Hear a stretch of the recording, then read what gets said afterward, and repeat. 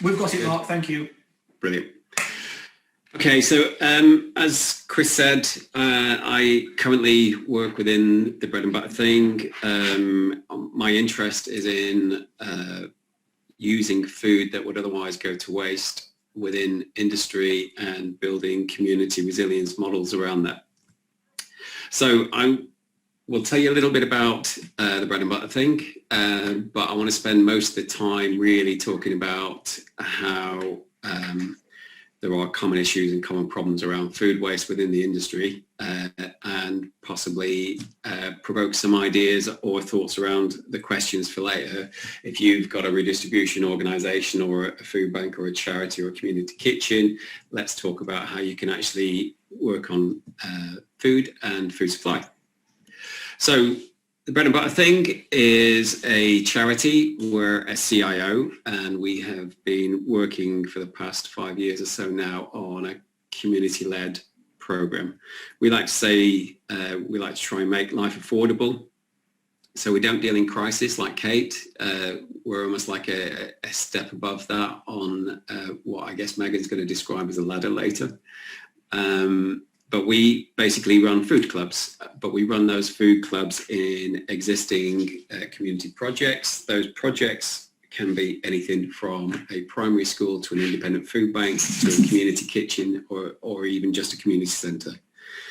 And it's about building two things. We like to give access to a food programme that means people can feed themselves at home, but it also about creating footfall for those community projects, because creating footfall for community projects means that we can actually work with that project to do some of the other great stuff, wraparound services,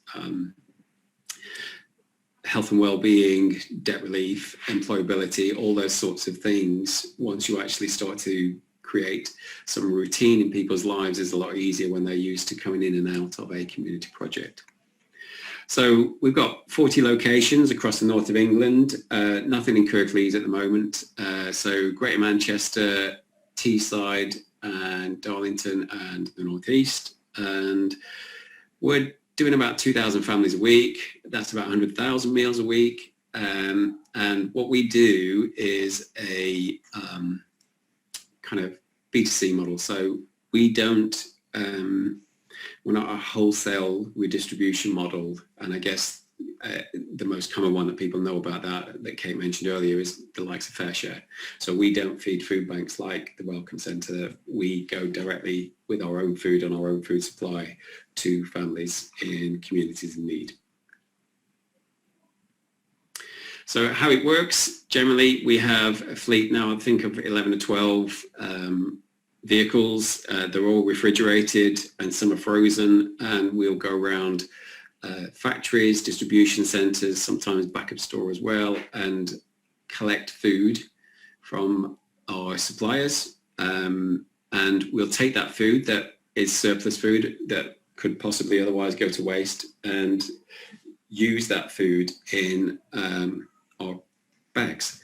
So our standard offer, because it's a membership fee model, is for a nominal fee, people will get 3 bags of food, one of chilled or frozen food, one of fruit and veg, and one of cupboard goods like bread, cereal, pasta, etc.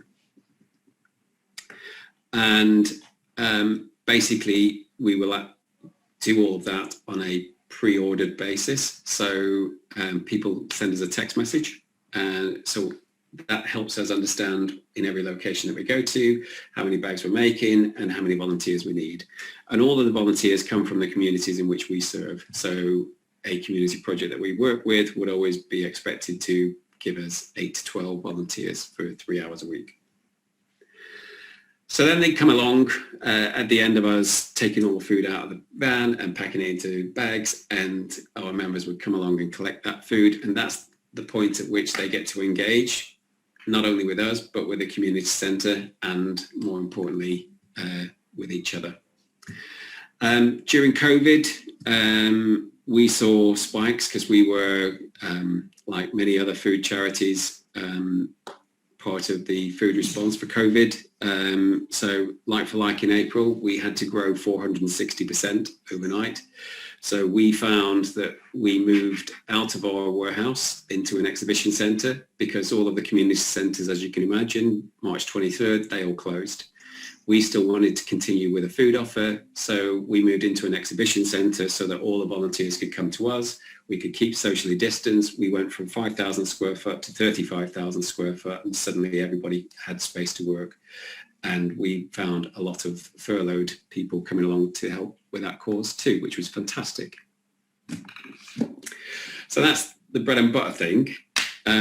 But really what I want to talk to you today about is common reasons why people waste in industry. And I want to preface it really, because I'm going to say a lot of negative things now, but actually the volume at which we waste, it sounds horrific, but we all do it. And there's a lot of domestic food waste as well as industry food waste. And if you look at the stats that Kate was mentioning earlier, the majority of the food that is wasted currently is in the home. Now, what I would say about that is it's not a great measure because what that doesn't include is pre-farm gate waste. So food that is crops in the field that is wasted isn't currently measured within all of the statistics that are around. Anyway, I think personally that industry are doing a great job, and I think they are desperately trying to resolve the waste issue, but there are common issues that not only ourselves but industry have to face. And the first one is every factory I go to, and I've been doing this for over 20 years, every factory, they start with the statement, we have no waste. Now, that's because most factories don't have waste under their terms, under their definitions, because it might be in yield or it might be in forecasting issues or quality rejections, but the term waste is never used, and it's important that we recognise that, and there's a language barrier around that. Next, too organised, and this is a real common problem. So if you are a manufacturer and you are keen to actually get ahead of the game with your customer and please the customer, if you are a soup manufacturer, let's say, and you've got an order from Tesco for 10,000 soups every week, but they keep adding another 1,000 every week, and for the past 6 weeks it's been 11,000, not 10,000, and it's caused a rush for you at the end. Suddenly you start to think ahead and try and get efficient and start putting 11,000 into your ordering and your operations. But then the next week comes along and they just order 10,000, and now suddenly you've got 1,000, and that's not down to them, that's down to you trying to get ahead of the game.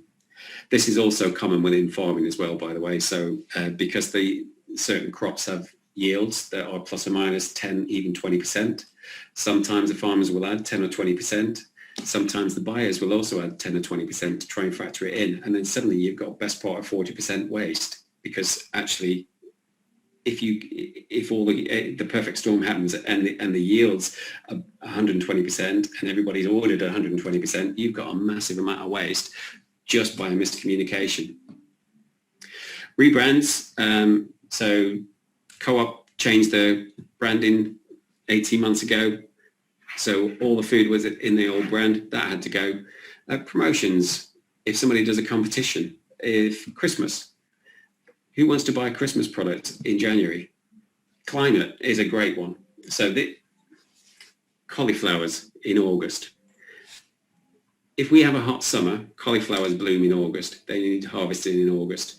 Do we actually want cauliflowers in August? Not always.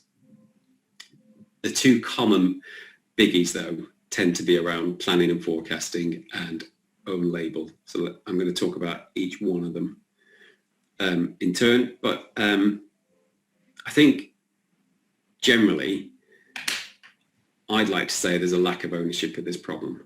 Now, that's quite a harsh thing to say, because I think there's a lot of industry trying, but I think I've not met anybody yet within industry that is, for example, targeted to redistribute as much food as possible that is surplus within the system.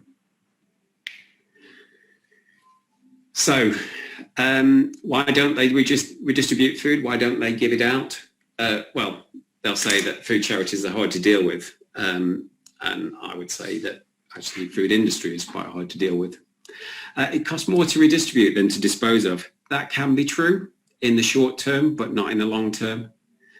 So if we're looking at short-term P&Ls, that can be true because it does need changes of process and management time to sanction such things. I think I have had these things said to me in the past, so my team don't have time to do this. We've got to make time for this. This is a climate crisis. We know this. And I think the saddest one was I'd rather put it in the ground than lose market share. So I have had executives say such things to me because they're worried that giving food away is diluting their market share. I'm going to leave that one there. So we have no waste. Why do we have no waste? Because there is no industry definition for waste. So there's a reporting toolkit at the moment from the IGD, and it basically defines waste by its destination. So if I've got a bag of apples, and if I put those apples into a waste stream like anaerobic digestion, then they will be recorded and recognized as waste. But if I give those same apples to Kate, then that would be recorded as surplus food. And that to me is nuts, because it's a bag of apples and therefore it should be recorded as food and captured as food. But it's actually the waste stream or the redistribution that triggers whether or not that's waste. Then you've also got this kind of issue around HQ and factory, because they don't always use the same language.